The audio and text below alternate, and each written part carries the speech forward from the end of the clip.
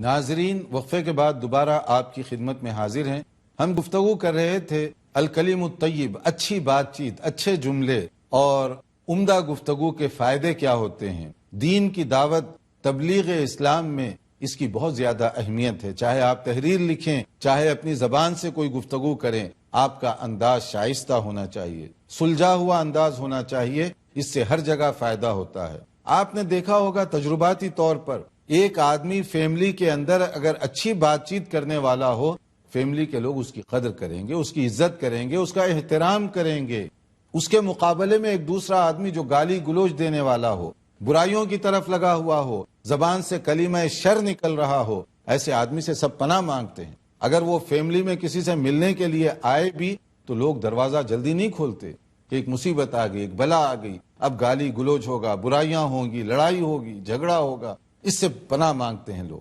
تو یہ جو برے کلمات کہنے والے ہیں، دنیا میں بھی ذلیل اور آخرت میں بھی خار ہوں گے۔ وہ آخرت میں بھی ان کے لیے کوئی کامیابی نہیں ہے۔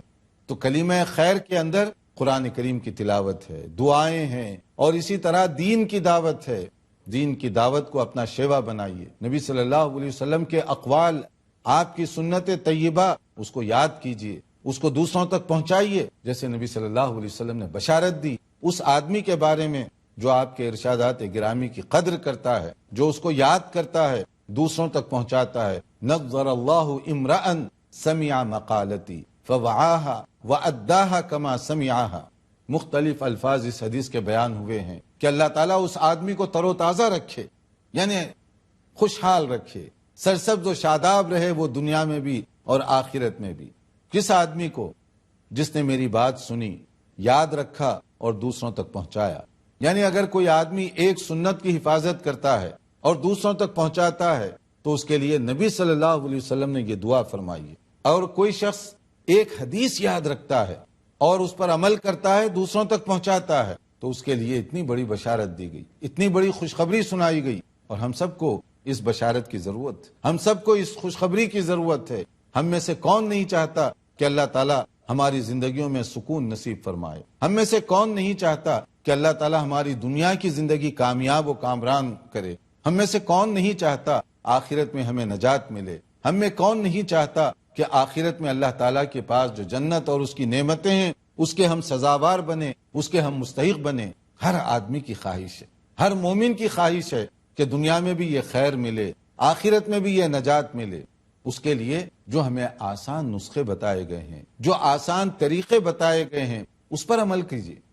اگر ہم اس پر عمل کریں گے تو اس کا یہ فائدہ ہوگا۔ تو ذکر و اذکار کو بھی معمول بنائیے۔ یہ کلمہ خیر ہے، یہ ایسے پاکیزہ جملے ہیں جو ہمارے لیے دنیا میں بھی خیر کا باعث بنیں گے اور آخرت میں نامہ اعمال کو ہیوی کر دیں گے، وزن کر دیں گے ترازو کو۔ نامہ اعمال کو جب تولا جائے گا تو وہ اسکیل کو نیچے کرنے کا سبب بن جائیں گے، کیونکہ دیکھنے میں جملے کم ہیں مگر اجر و ثواب میں بہت بھاری ہیں۔ جیسے بخاری شریف کی آخری حدیث جس میں نبی کریم صلی اللہ علیہ وسلم نے ارشاد فرمایا، کلمتان حبیبتان الی الرحمن، دو جملے، دو سینٹنسز ایسے ہیں جو اللہ کو بہت پسند ہیں، بہت محبوب ہیں۔ خفیفتان علی اللسان، بولنے میں آسان، کوئی مشکل نہیں ہوگی، کوئی تنگی نہیں ہوگی بولنے میں ان جملوں میں، اور ثقیلتان فی المیزان، قیامت کے دن اجر و ثواب کے اعتبار سے بڑے وزنی ہوں گے۔ یعنی دو جملے اللہ کو بہت پسند، بولنے میں آسان، ثواب میں بہت زیادہ۔ وہ کیا ہیں؟ سبحان اللہ و بحمدہ سبحان اللہ العظیم۔ بظاہر اس میں بولنے میں کتنی دیر لگی، کتنی مشکل لگی، سبحان اللہ و بحمدہ سبحان اللہ العظیم۔ یہ اگر آدمی کہتا جائے تو کتنا ثواب ملے گا اس کو۔ یہ دو جملے اللہ کو بہت پسند ہیں، میزان کو جھکا دیں گے اجر و ثواب کے اعتبار سے، اتنا اس کا مقام ہے۔ کہتے رہیے، چلتے پھرتے کام کاج کرتے ہوئے۔ ہماری بہنیں کچن میں جب کام کر رہی ہوں، سالن بن رہا ہے، اور اس کے ساتھ ساتھ آپ صرف اتنا معمول بنا لیں کہ آج ہم سبحان اللہ و بحمدہ سبحان اللہ العظیم پڑھتے رہیں گے، تو آپ کو الگ بیٹھنے کی ضرورت نہیں ہے۔ آپ کا کھانا بھی تیار ہو رہا ہے اور اس کے ساتھ ساتھ آپ یہ پاکیزہ کلمات کے کہنے کی وجہ سے اپنے نامہ اعمال کو وزنی بھی بناتی جا رہی ہیں۔ اس کا فائدہ ہی فائدہ ہے۔ اور اسی طریقے سے مختلف جو اچھے کلمات ہیں، جیسے کہا گیا افضل الذکر لا الہ الا اللہ، بہترین ذکر یہ ہے کہ آدمی لا الہ الا اللہ کا ورد کرتا رہے. توحید کا اعلان ہے اس میں، ایمان کی پختگی، معرفت الہی کا ذریعہ ہے یہ لا الہ الا اللہ، یہ ہمیشہ کہتا رہے آدمی. اسی طرح سے اور مختلف کلمات، حسبنا اللہ و نعم الوکیل، نعم المولا و نعم النصیر، ہمارا بھروسہ، ہمارا توکل، ہمارا اعتماد اللہ رب العالمین کی ذات پر ہے. حسبنا اللہ، اللہ کافی ہمارے لیے، اللہ بڑا سہارا ہے ہمارے لیے، بہترین مدد کرنے والا وہی ہے، اس سے بہتر کوئی اور مدد نہیں کر سکتا. اب دیکھیے آپ، یہ کتنے چھوٹے چھوٹے کلمات، مگر اس کا کتنا ثواب، اس کا کتنا فائدہ ہے. تو یہ کلمات ہم اپنی زبان پر جاری و ساری رکھیں، جتنا ہم اس کو پڑھتے جائیں گے اس کا اتنا ہی فائدہ ہوگا.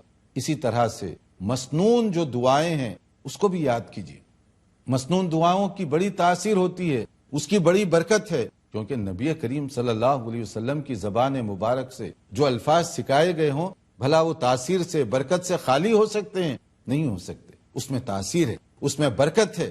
بچوں کو بھی سکھائیے، خود بھی پڑھیے، مسنون دعاؤں کا اہتمام کیجیے. یہی سب سے بڑا رقیہ شرعیہ ہے کہ آفتوں سے، بلاؤں سے محفوظ رکھنے کے لیے مسنون کلمات یہ بہت اچھی چیزیں ہیں. جیسے کھانے کی دعا، پینے کی دعا، گھر میں آنے کی، گھر سے نکلنے کی، ٹوائلٹ میں جانے کی، نکلنے کی، یہ سب جو دعائیں ہیں آخر یہ کیوں ہیں؟ ان دعاؤں میں بڑی برکت ہے، ان دعاؤں میں بڑی تاثیر ہے.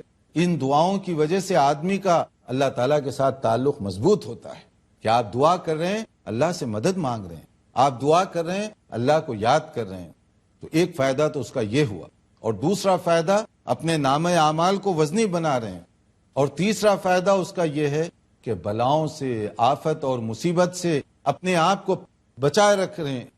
کیونکہ جب آدمی یہ کلمات اپنی زبان سے نکالے گا تو شیطان کے لیے وہاں پر دخل اندازی کا موقع کم ہو جائے گا. جب آپ اللہ کو یاد کریں گے، دعائیں پڑھیں گے، تو شیطان سے پروٹیکشن کا، حفاظت کا ایک ذریعہ بن جائے گا. اس لیے پڑھیے ان دعاؤں کو، معمول بنائیے ان دعاؤں کو.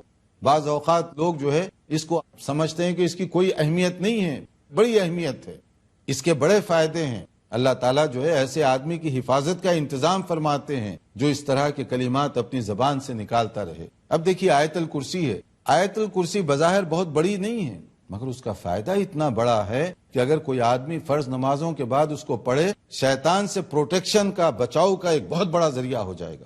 اللہ تعالیٰ شیطان سے اس آدمی کی حفاظت فرمائے گا. تو یہ ہمارے لیے خیر و برکت کے کلمات ہیں. بظاہر دیکھنے میں یہ چھوٹی چیزیں لگتی ہیں. تو دعاؤں کو خود بھی یاد رکھیے، یاد دلائیے، خود بھی پڑھیے اور اپنے بچوں سے پڑھوائیے. چیک کیجئے ان کو دعائیں یاد ہیں یا نہیں ہیں، اور پھر وہ دعائیں پڑھتے ہیں یا نہیں پڑھتے. تھوڑی یہ بھی تربیت کا ایک حصہ ہے. صرف بچوں کے کھانے پانی کا انتظام کرنا یا کپڑوں کا انتظام کرنا یہ کافی نہیں ہے، یہ تو ہماری بنیادی ذمہ داری ہے. اسی طرح یہ بھی ہماری ذمہ داری ہے کہ بچوں کی تعلیم کا انتظام کریں، ان کی تربیت کا بندوبست کریں اور ان کی ذہن سازی کریں، دینی مسائل سے ان کو واقف کروائیں.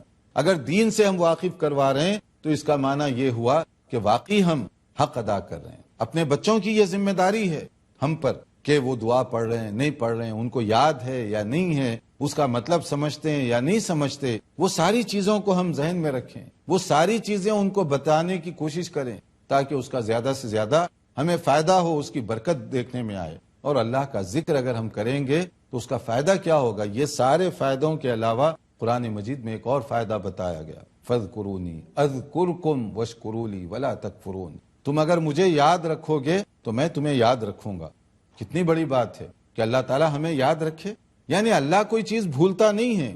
یاد رکھنے کا مطلب ہے اللہ تعالیٰ رحمت سے یاد رکھے گا، مغفرت سے یاد رکھے گا، اجر و ثواب کی بارش اس پر برسائے گا. قیامت کے دن جب نفسی نفسی کا عالم ہوگا تو اللہ تعالیٰ اپنے محبوب بندوں کو یاد فرمائے گا اور ان کے لیے الگ مقام رکھے گا. جیسے ایک صحیح حدیث ہے جس میں کہا گیا، سبعۃ یظلھم اللہ فی ظلہ یوم لا ظل الا ظلہ. 7 قسم کے ایسے خوش نصیب لوگ ہیں قیامت کے دن جب نفسی نفسی کا عالم ہوگا ان کو خصوصی صاحبان میں جگہ دی جائے گی. گویا کہ قیامت کے دن ان کے ساتھ VIP پروٹوکول دیا جائے گا، VIP برتاؤ کیا جائے گا ان کے ساتھ. کتنے خوش نصیب لوگ ہوں گے جب نفسی نفسی کے عالم ہے اور ان کے ساتھ خصوصی معاملہ کیا جائے. ان میں سے ایک آدمی کون سا ہوگا؟ وَرَجُلٌ ذَكَرَ اللَّهَ خَالِيًا فَفَاضَتْ عَيْنَاهُ. ایک آدمی وہ ہے جو تنہائی میں بیٹھ کے اللہ کو یاد کرے، اللہ کا ذکر کرے اور اس کی آنکھوں سے آنسو نکل پڑے۔ اللہ تعالیٰ کو یہ جو آنسو ہیں جو تنہائی میں بیٹھ کر اللہ کو یاد کر کے اس کی آنکھوں سے نکل پڑے، اللہ کو یہ آنسو بہت پسند ہے۔ اس کی بڑی قیمت ایسے لوگوں کے لیے جنت اور اس کی نعمتیں تیار کی ہوئی ہیں، ان کے لیے خصوصی معاملہ کیا جائے گا۔ تو ساری گفتگو کا خلاصہ یہ ہے کہ ہم اچھے کلمات کے عادی بنیں، اچھے کلمات کو اپنی زبان پر جاری رکھیں، قرآن کریم کی تلاوت کرتے رہیے، خیر کی باتیں دوسروں تک پہنچاتے رہیے، نبی کریم صلی اللہ علیہ وسلم کی احادیث کو یاد کیجیے، نبی صلی اللہ علیہ وسلم کی باتوں کو دوسروں تک پہنچائیے، نبی صلی اللہ علیہ وسلم نے جو دعائیں سکھائی ہیں ان دعاؤں کو یاد کیجیے، خود بھی پڑھیے، بچوں کو بھی پڑھائیے، تاکہ ہر جگہ اس کا فائدہ دیکھنے میں آئے، ہر جگہ اس کی برکت دیکھنے میں آئے، اور اللہ تعالی ہمیں اس دن یاد رکھے جب نفسی نفسی کا عالم ہوگا۔ اللہ ہم سب کو عمل کرنے کی توفیق عطا فرمائے۔ وآخر دعوانا ان الحمد للہ رب العالمین، والسلام علیکم ورحمۃ اللہ وبرکاتہ۔